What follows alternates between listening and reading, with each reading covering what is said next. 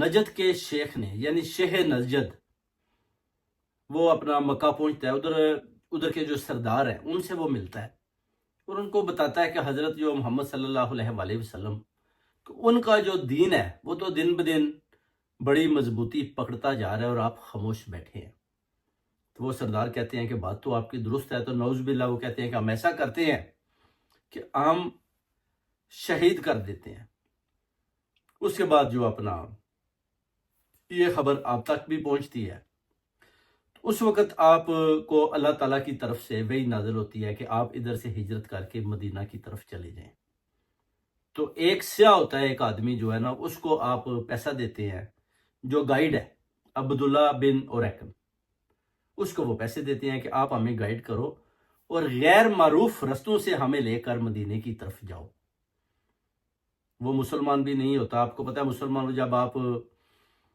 اس دنیا سے رخصت ہو جاتے ہیں، پردہ پوش ہو جاتے ہیں، تو حضرت مولا علی علیہ السلام کے زمانے میں عبداللہ بن اوریکن جو ہے وہ مسلمان ہوتا ہے، یعنی آپ کے کرم سے ہی ہوتا ہے۔ تو وہ آپ کو لے کر چلتا ہے، اس کے بعد غیر معروف رستوں سے ہوتا ہوا غار ثور میں، اس کے بعد اپنا جو ہے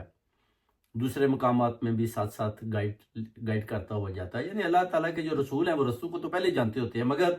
انسانوں کو بھی بتانا ہوتا ہے فزیکلی کہ دیکھیں جو اللہ تعالیٰ نے میری ڈیوٹی لگائی ہے اس میں میں بھی مشکلات کاٹ رہا ہوں۔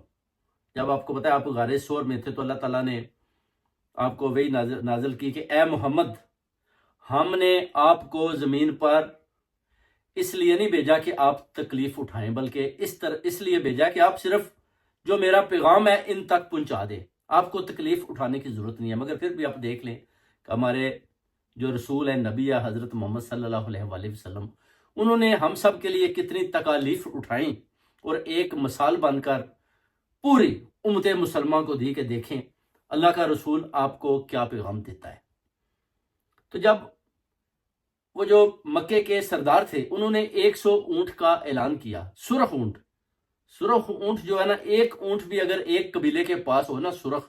تو وہ کہتے ہیں کہ بہت بڑی بات ہے۔ اور یہ 100 سرخ اونٹ جیسے کہ 100 رولز رائس، اس طرح یعنی اس دور کے حساب سے اس طرح 100 جو سرخ اونٹ کا اعلان تھا، یعنی لوگ تلاش میں لگے ہوئے تھے کہ ہم ان کو کیسے گرفتار کروائیں اور 100 سرخ اونٹ ان سرداروں سے لے لیں۔ عبداللہ بن اوریکن کو بھی پتہ چلتا ہے کہ 100 سرخ اونٹ کا جو ہے نا وہ انعام آپ کے لیے انہوں نے قبیلے کے سرداروں نے رکھ دیا ہے، مگر وہ اپنے پیشے سے وفاداری کرتا ہے اور آپ کو